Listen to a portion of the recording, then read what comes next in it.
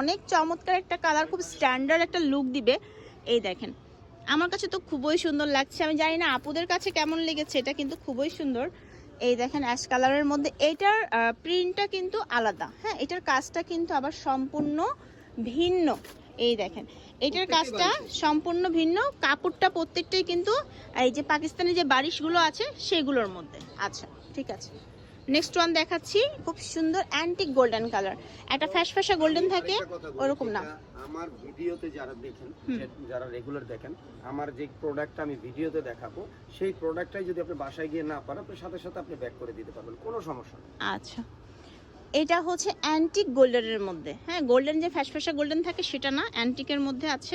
আমি দূরে যাই, কালারটা বুঝতে পারবেন ভালো। এই দেখেন একদম সেম এটাই পাবেন, কোনো চেঞ্জ আসবে না।